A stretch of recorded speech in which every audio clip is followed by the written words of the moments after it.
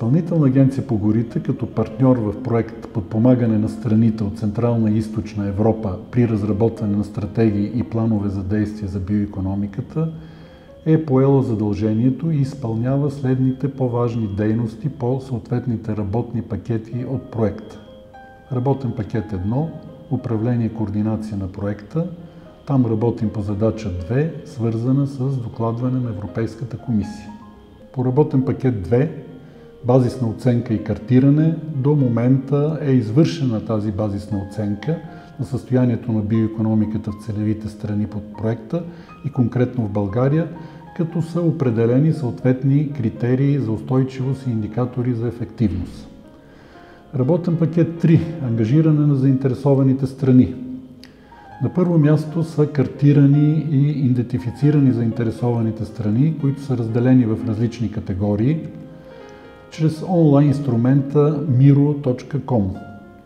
Създадена е работна група по биоикономика със заповед на министъра на земеделието, чрез която те са ангажирани. Проведена е и първа опознавателна среща на работната група през месец юни миналата година, т.е. 2023 година, а през месец октомври 2023 година проведохме втора работна среща и съответно първи национален семинар на работната група на тема изграждане на доверие и сътрудничество между заинтересованите страни.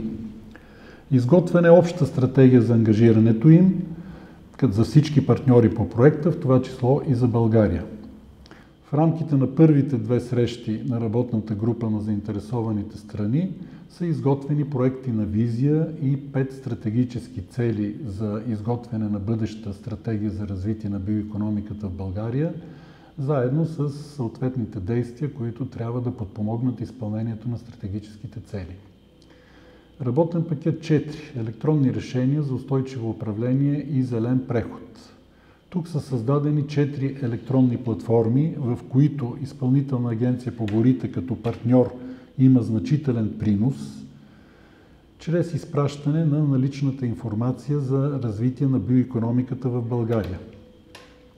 На практика от тези няколко електронни инструмента ще могат да се възползват съответните заинтересовани страни, както и обикновените граждани и бизнеса в България, като те са електронна платформа за обучение и насърчаване на развитието на биоикономиката и устойчивото управление, първи инструмент, инструмент за сближаване на заинтересованите страни с цел събиране на съответните заинтересовани страни в дадените държави, инструмент за самооценка за насърчаване на биоикономиката и онлайн опис на добри практики и създаване на биоикономики и зелен преход.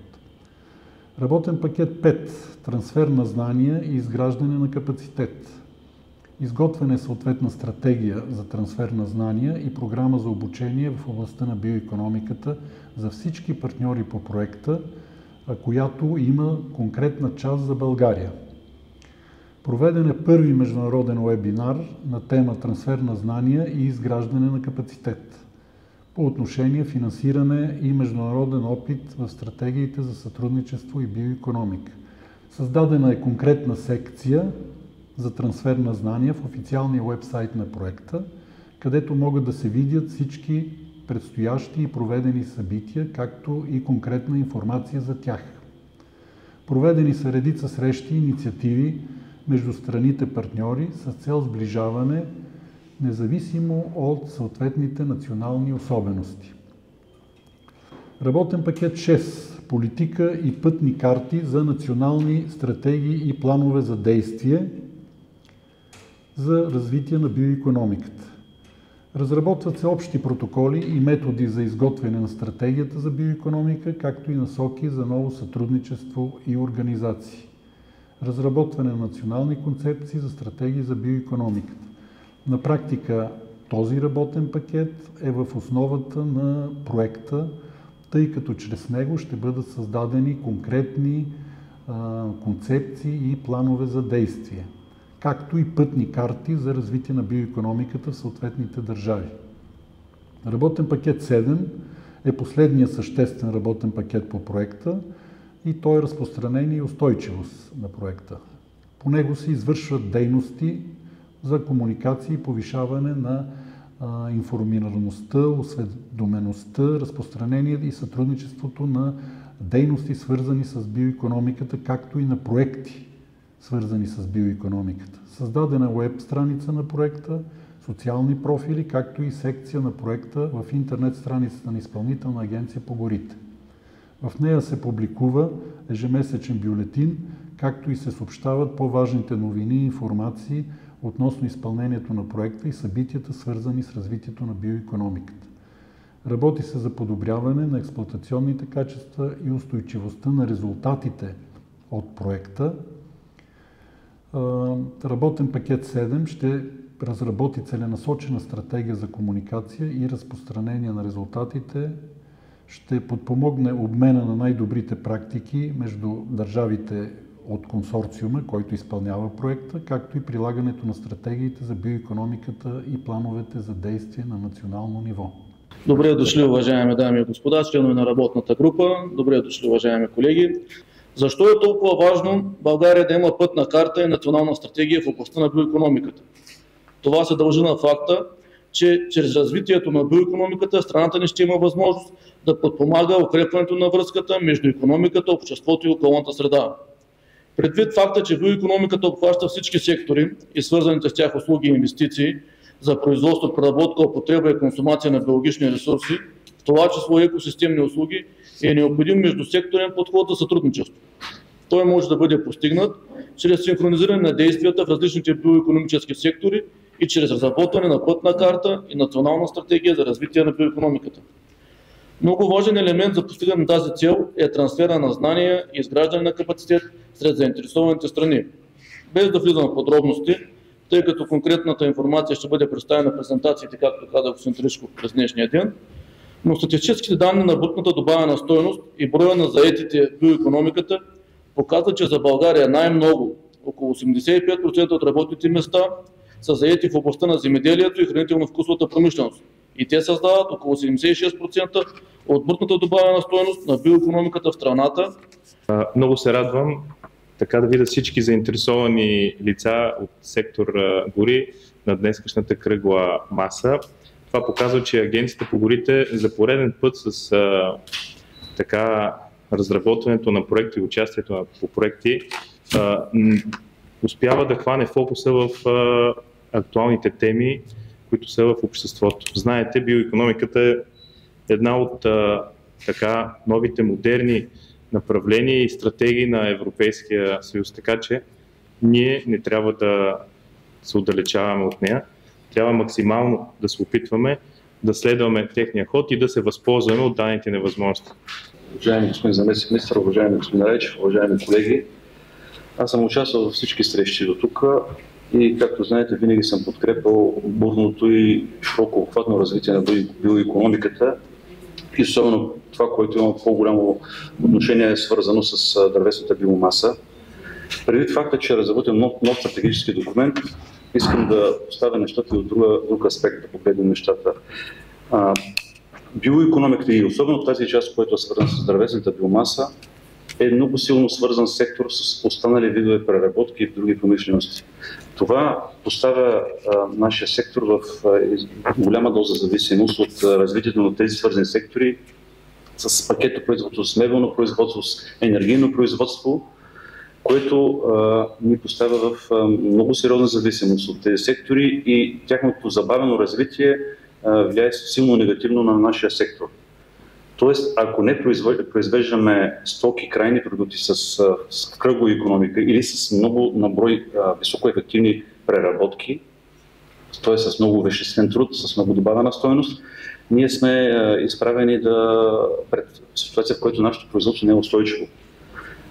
Тоест, стимулирането в този документ, който сега ще подготвим, тази стратегия, на производства, които не са високоефективни, нямат много преработки в постигането на крайния продукт, е рисково и не е устойчиво.